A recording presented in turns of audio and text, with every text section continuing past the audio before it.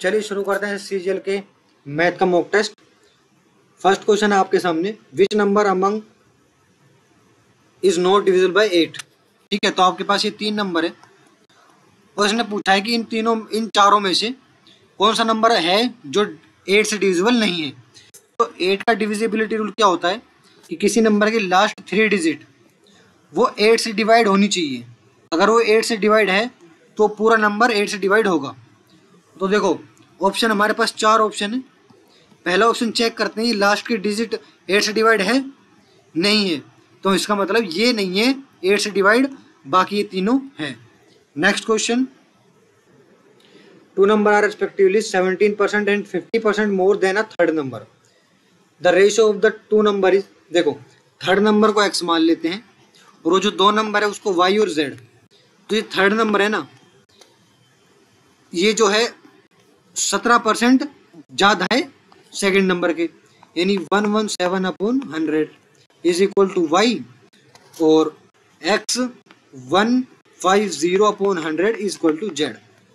इन दोनों का रेशो पूछा है, तो x यहाँ पर इज इक्वल टू में जाएगा, तो x की वैल्यू आई हमारे पास 100/117y, और यहाँ पर x की वैल्यू आई हमारे पास 150z। तो जब ये दोनों सेम है तो ये दोनों भी इक्वल टू हुए, तो 100y/117 is equal to 100z/150। 100 से 100 कैंसिल आउट हो गया, यानी 117/150। ठीक है, तो ये हुआ हमारे पास 3950। Next question, if cos x plus sin x is equal to √2 cos x, what is the value of cos x minus sin x का square plus cos x plus sin x का स्क्वायर। तो देखो ज़्यादातर बच्चे क्या है कि यहाँ पर ध्यान देते हैं, हमें यहाँ पर ध्यान देना ही नहीं है, ये तो कंफ्यूज करने के लिए दिया है इसने। इसको सोल्व करेंगे, देखो सोल्व करेंगे तो ये होगा a² plus b² minus 2 cos x sin x, और इसको सोल्व करेंगे तो a² plus b² plus 2 sin x cos x। इससे ये कट जाएगा, इसकी वैल्यू 1 होती है, इसकी वैल्यू 1 होती है, 1 + 1 is equal to 2। Next question, 14 persons can build a house in 60 days, how long will it take 30% to build the same house provide that they all work at the same rate. तो 14 person 60 दिन तक काम करते हैं, ये हुआ total work, is equal to 30 person कितने दिन तक काम करेंगे। तो x की वैल्यू निकालनी है हमें, ये 30 नीचे जाएगा, इसका 2, 14 2 28, x की वैल्यू है हमारे पास 28। Next question, the average of 8 number is 18, if one of the number is excluded the average becomes 20, find the excluded number. देखो 8 नंबर है, 18 एवरेज है, तो टोटल एवरेज कितने, मतलब टोटल नंबर कितने हो गए, 18 × 8 144। अब 8 नंबर में से एक नंबर चला गया, बचे कितने, 7 नंबर, उनका एवरेज कितना है 20, ये हो गया 140। कितना गया था, 4 चला गया था। Next question, the cube of the sum of 2 given numbers is 1728 while the product of 2 given numbers is 32, find the sum of the cubes of the 2 given numbers। तो इस क्वेश्चन में कहा है कि x प्लस वाई का जो whole cube है वो 1728 है। इसका मतलब ये हुआ कि x प्लस वाई की वैल्यू है 12, ये 12 का क्यूब है, और एक्स वाई की जो वैल्यू है वो 32 है। तो x cube plus y cube क्या होगा, तो x cube plus y cube क्या होता है, एक्स प्लस वाई का whole cube minus 3xy x plus y, इसको हम ये लिख सकते हैं। ठीक है, तो इसकी वैल्यू पता है हमें 1728, 3xy की पता है 32 यानी 96। ठीक है, इसकी वैल्यू कितनी, 12, यानी 1728 माइनस 1152, इसकी वैल्यू है हमारे पास 576। Next question, Ashok runs 2/3 times as fast as Bharat. If Ashok gives Bharat a head start of 160 meter, then how far must the winning post be so that Ashok and Bharat can reach it at the same time? तो देखो, अशोक और भारत की जो speed का ratio है वो होगा हमारे पास, इसका वैल्यू कितना हुआ 8/3, यानी 8:3। इससे हमें क्या पता चला कि 8 मीटर की रेस में अशोक 5 मीटर आगे रहता है। मतलब देखो, भारत 3 मीटर दौड़ता है, उसी वक्त अशोक भारत से 5 मीटर आगे चला जाता है, यानी 8 मीटर दौड़ जाता है। ठीक है, तो अब यही यही आगे कह रहा है कि मान लेते हैं कि इतना आगे भारत है और यहाँ पर अशोक है, ये यहाँ से दौड़ना शुरू करता है, ये यहाँ से दौड़ना शुरू करता है, और ऐसा कौन सा पॉइंट आएगा जिस पॉइंट पर ये दोनों मिल जाएंगे और रेस खत्म हो जाएगी। तो देखो, अशोक कितना आगे रहता है 8 मीटर रेस में, 5 मीटर आगे रहता है, और 3 मीटर भागता है, ये 8 मीटर भागता है। इसका मतलब ये है कि ये जो खाली हुए ना, जितनी मीटर का हाइट दे रखा है यानी 160 मीटर, वो 5 मीटर है। 160 मीटर जो है वो 5 के बराबर है। हमें निकालना है ये 8, ये पूरा कितना हुआ, ये हुआ हमारे पास 256। Next question, the value of cos square 32 minus sine square 58। देखो, cos square 32 minus sine square 58 को क्या लिख सकते हैं, साइन स्क्वायर 90 माइनस 58, ये हो गया माइनस कोस स्क्वायर 32। इससे ये कैंसिल आउट हो गया, आंसर हो गया 0। नेक्स्ट क्वेश्चन, ये हमें चार्ट दिया है, हमसे पूछा है if the total expenditure is rate 3 lakhs then how much expenditure was incurred on material cost and selling expense। देखो, टोटल तो हमारे पास 3 लाख है, और मटेरियल कॉस्ट और सेलिंग कॉस्ट मिलाकर कितना हुआ, ये है मटेरियल कॉस्ट और ये है सेलिंग कॉस्ट, दोनों को मिलाकर हुए 43%, और 3 लाख का 43% कितना होता है, 3 लाख का 43% होता है 129,000। Next question, Aditya buys 300 mangoes for rate 1100। Some of these mangoes are rotten and are thrown away. He sells the remaining mangoes at a rate 5 each and makes a profit of rate 150। Find the percentage of mangoes thrown away. देखो, उसने 300 mango लिए इतने रुपए के, ठीक है, फिर उसने क्या है कुछ मैंगो फेंक दिए और 5 रुपए में ईच मैंगो बेचा, और उसको फायदा हो गया 150 का। यानी इसका मतलब ये हुआ कि उसने 1100 में खरीदा और 150 का फायदा करके उसे बेच दिया, यानी उसका टोटल उसने कितने का बेचा 1250।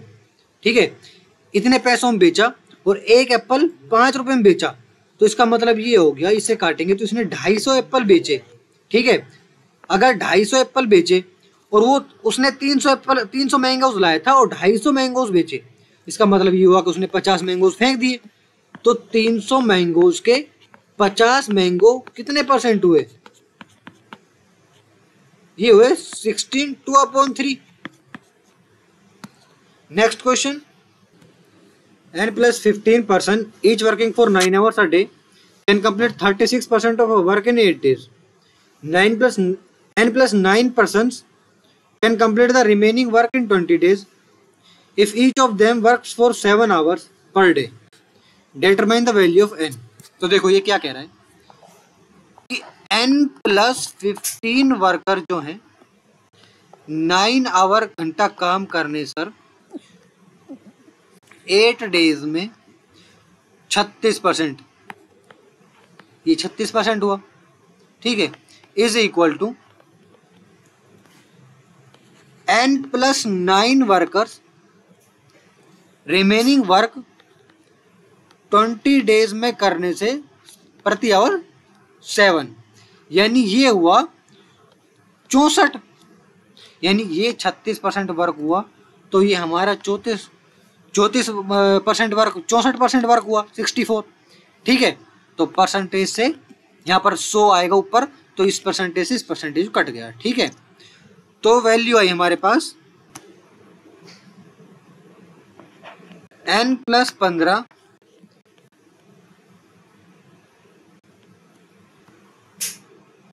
Into 2 is equal to n+9 into 35/16। तो 32n plus 480 is equal to 35n plus 315। तो यहाँ पर n की वैल्यू आई हमारे पास 55। Next question, the mid points of AB and AC of a triangle ABC are x and y respectively. If BC plus XY is equal to 18 units then the value of BC minus XY। देखो एक triangle है हमारे पास, ठीक है, ABC और उसके mid point है x और y, ठीक है। तो ये कह रहा है कि BC plus XY is equal to 18 और हमें इसने कह दिया है कि मिड पॉइंट है। इसका मतलब ये हुआ कि जो XY है वो हाफ BC है, ठीक है, BC का हाफ XY है क्योंकि ये दोनों मिड पॉइंट है इसलिए, ठीक है। तो BC को हम XY को हम लिख सकते हैं हाफ BC, यानी half BC plus BC is equal to 18। BC की वैल्यू है हमारे पास 12 और अगर BC की वैल्यू 12 है और दोनों की मिलकर है 18 तो XY की वैल्यू कितनी है 6। तो BC माइनस XY कितना हुआ 12 माइनस 6 कितना हुआ 6। Next question, in the shown figure BC is a chord and CD is a tangent through the point C. If angle AOC is equal to 112 degree, then find angle ACD. ACD का angle find करना है हमें। तो देखो सबसे पहले अगर ये रेडियस है और ये टेंजेंट है तो इसका मतलब ये हुआ कि ये 90 डिग्री है, यानी हमें 90 डिग्री में से हमें ये वाला एंगल माइनस करना है, ठीक है। तो देखो ये वाला एंगल और ये वाला एंगल बराबर है। क्यों बराबर है? क्योंकि इस ट्राइंगल में अगर ये 112 है तो इसमें ये दो रेडियस तो सेम है ना, ये लाइन और ये लाइन, ये लाइन और ये लाइन सेम है। इसका मतलब ये है कि ये एंगल और ये एंगल बराबर है। तो x और x 2x यानी 2x plus 112 degree is equal to 180 degree. Triangle में यही होगा, ठीक है। तो x की वैल्यू है हमारे पास 35 डिग्री, सॉरी 34 डिग्री, ठीक है। x की वैल्यू 34 डिग्री है तो इसका मतलब ये है कि 90 में से अगर हम x की वैल्यू माइनस करें तो हमें ACD की वैल्यू मिल जाएगी। तो ACD की वैल्यू कितनी है हमारे पास? तो यहाँ पर मैंने 3 ऑप्शन लिखे, चौथा ऑप्शन है यहाँ पर 56 डिग्री, ठीक है। तो आंसर है हमारे पास 56 degree. Next question, if sin theta minus cos theta is equal to 0 then find the value of sin cube theta minus cos cube theta. देखो 0 आंसर है। अब कैसे है देखो, sin theta minus cos theta is equal to 0, इसका मतलब ये हुआ कि sin थीटा जो है वो इज इक्वल टू है cos थीटा के, ठीक है। तो सिंपल सी बात, अगर sin थीटा cos थीटा बराबर है तो ये दोनों बराबर हो, इससे ही कट जाएगा, तो आंसर वो 0। Next question, a dealer marks an article 60% above the cost price and sells it to the customer allows 2 successive discounts of 10% and 20% on the market price. If he gains rate 1064 in the transaction, the cost price of the article. देखो उसका coast price मान लेते हैं 100 था, वो 160 कर दिया उसने, और 160 पर ना उसने डिस्काउंट दिए 2, तो इन 2 डिस्काउंट का एक डिस्काउंट करने के लिए 30 हो गया माइनस 10 इंटू 20 100, यानी ये आ गया 28% का डिस्काउंट। यानी इसने 28% का डिस्काउंट दिया, 160 का 28% डिस्काउंट दिया, बचा कितना 72%। तो 72% कितना होता है 15.2, यानी 115.2, यानी इसका मतलब ये हो कि उसका फायदा हुआ 15.2% का, ठीक है। तो यहाँ पर इसने ये कहा है कि उसका फायदा हो गया 1064, यानी 15.2। तो 100 कितना होगा कॉस्ट प्राइस, तो 100 होगा यहाँ पर 7,000। Next question, a thief seeing a policeman from a distance of 300 meter start running at a speed of 10 km per hour. The policeman gives chase immediately at a speed of 12 km per hour and the thief is caught.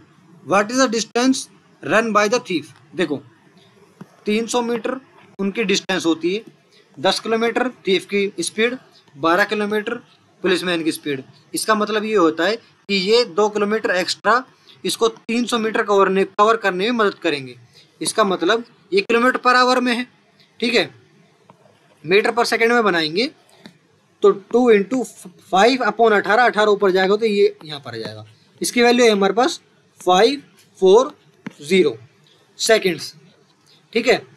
तो हमें find करना है कि जो thief है वो कितना भागा, तो ये सेकंड से इसको आवर में कम करेंगे तो 540/60 ये मिनट में हो गया और 60 ये आवर में हो गया, इंटू 10 करेंगे तो 1.5। Next question, if x + 1/x = 2 then x⁴ + 1/x⁴ 117 देखो अगर हम यहाँ पर पावर की वजह से सोल्व करें तो सोल्व नहीं हो, क्योंकि यहाँ पर 1 की पावर 7 है, 1 की पावर है 117, ठीक है। तो हमें ये फाइंड करना है कि x की वैल्यू क्या है। तो x की वैल्यू देखो, अगर हम x की वैल्यू 1 रखें तो x 1 + 1/1 कितना हो गया 2, तो यानी x की वैल्यू 1 है। और अगर यहाँ पर हम 1 रखें तो यहाँ पर भी तो 1 + 1/1 यानी 2।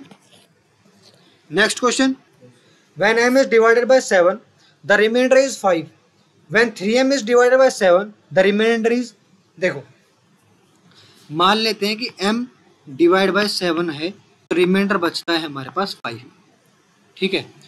तो कैसा होता है कि अगर हम 7x मान लेते हैं कि 7 × x + 5 = m, ठीक है, यही होता है फॉर्मूला एक डिवाइड का। तो उसने क्या किया कि अब की बार 3 m को इंटू 3 से कर दिया, यानी हम इसको इंटू 3 से करेंगे तो इस पूरे का भी इंटू 3 से करेंगे, ठीक है। तो यहाँ पर रिमाइंडर आएगा 15। लेकिन अगर हम 7 से डिवाइड करेंगे तो ये 15 में से 7 तो यानी 14 तो डिवाइड खुद ही हो जाएगा, बचेगा 1, यानी 1 रिमाइंडर बचेगा। Next question, 12 man can complete a work in 10 days, how many more man are required to complete the work in 6 days। तो 12 मैन इंटू टोटल वर्क हुआ 12 × 10 = 12 + x, कितने ज़्यादा मैन उसी काम को 6 दिन में कंप्लीट कर देंगे, ठीक है। तो यहाँ पर x की वैल्यू है हमारे पास 8। नेक्स्ट क्वेश्चन, ये हमें चार्ट गिवन है और हमसे पूछा है what is the ratio of the number of companies with more demand than production to the number of companies with more production than demand. तो देखो जिसका डिमांड ज़्यादा है और प्रोडक्शन कम है, कितनी कंपनियां हैं 3, 1 2 3, ठीक है। और उल्टा जिसका डिमांड कम है प्रोडक्शन ज़्यादा है तो कितनी कंपनियां हैं 2, 1 और 2, यानी 3:2। Next question, if a + b + c = 20 and a² + b² + c² = 152, find the value of a³ + b³ + c³ - 3abc। तो इसकी वैल्यू निकालने के लिए आइडेंटिटी होती है a³ + b³ + c³ - 3abc = a + b + c, a² + b² + c² - ab + bc + ca, ठीक है। तो हमें सबकी वैल्यू पता है लेकिन इसकी वैल्यू नहीं पता। इसकी वैल्यू निकालने के लिए फॉर्मूला आएगा a + b + c का whole square = a² + b² + c² + 2ab + bc + ca। इससे इसकी वैल्यू निकल जाएगी और इसकी वैल्यू यहाँ पर पुट करेंगे तो इसकी वैल्यू निकल जाएगी, ठीक है। तो a + b + c का होल स्क्वायर कितना होता है 20, 20 का स्क्वायर 400, इसकी वैल्यू है हमारे पास 152 = +2, इसको एज इट इज रख देंगे तो यहाँ पर ये जाएगा। तो यहाँ पर 48 को 2 से डिवाइड करेंगे तो यहाँ पर आ जाएगा 24। AB + BC + CA की वैल्यू 24 को यहाँ पर पुट करेंगे तो a + b + c की value 20, A square plus B square plus C square की वैल्यू 152 माइनस 24, इसकी वैल्यू आएगी हमारे पास यहाँ पर, यह आएगा 2, तो यहाँ पर 124 आएगी value A B plus B C plus C A की, तो यहाँ पर 124 है। ठीक है, तो इसकी वैल्यू आई हमारे पास 560। Next question, if the surface area of a cube is 5046 centimeter square, then the volume of the cube is, देखो सरफेस एरिया क्या होता है क्यूब का, 6a स्क्वायर कितना है 5046, ए स्क्वायर कितना हुआ 841, इसका स्क्वायर होता है 29 का, यानी ए की वैल्यू 29। वॉल्यूम का फॉर्मूला क्या होता है ए क्यूब, यानी 29 का क्यूब कितना होता है 24389। Next question, the distance between the centres of the two circle of radius 2 centimetre and 6 centimetre is 5 centimetre, find the length of the direct common tangent. देखो दो सर्किल ऐसे बनेंगे, एक की है 6 सेंटीमीटर और एक की है 2 सेंटीमीटर। ठीक है, तो दोनों को मिलाकर हो गई 5 सेंटीमीटर, इन दोनों का डिस्टेंस सेंटर का। ठीक है, डायरेक्ट कॉमन टेंजेंट ये है, इसकी वैल्यू क्या है, तो फॉर्मूला होता है, देखो अगर ऐसे सर्किल हो दो ऐसे, ठीक है, तो फॉर्मूला होगा रूट में R1 इंटू R2। ठीक है, यहाँ पर 2 आएगा। ठीक है, और अगर ऐसे है तो इसकी वैल्यू होती है रूट में d स्क्वायर, यानी ये जो डिफरेंस है डिस्टेंस है सेंटर्स की, ठीक है, माइनस दोनों जो रेडियस हैं उनका डिफरेंस, यानी R2 माइनस R1 का स्क्वायर। ठीक है, तो यहाँ पर d की वैल्यू हमारे पास 5 स्क्वायर, यहाँ पर इसकी वैल्यू आ गई हमारा 4 का स्क्वायर, तो यहाँ पर वैल्यू आई हमारे पास 25 minus 16 is equal to root में 9 is equal to 3। Next question, if the price of petrol increased by 7%, then by what percent should the consumption be decrease by the consumer if the expenditure on petrol remains unchanged. यानी 100 का हुआ 107, तो 107 वापस से 100 लाने के लिए 107 वापस 100 लाने के लिए हमें 7 कम करना पड़ेगा, तो ये 7 कितना परसेंट हुआ है 107 का, is equal to 658 upon 107। Next question, a sum of money at a fixed rate of simple interest amount to rate 1630 in 3 years and to rate 1708 in 4 years, find the sum। देखो 3 साल में हो जाता है इतना और 4 साल में हो जाता है इतना, यानी अगर हम इसमें से इसको माइनस करेंगे तो हमारे पास 1 साल की इंटरेस्ट का वैल्यू हो जाएगी, कितना आया 78, यानी ये 1 साल का इंटरेस्ट है। तो 3 साल का इंटरेस्ट निकालने के लिए इसको 3 से इंटू करेंगे तो आया हमारे पास 234, और 234 को अगर हम इसमें से माइनस कर दें तो प्रिंसिपल की वैल्यू आ जाएगी, माइनस करेंगे तो value I 1396। Thank you. Like, comment, and subscribe.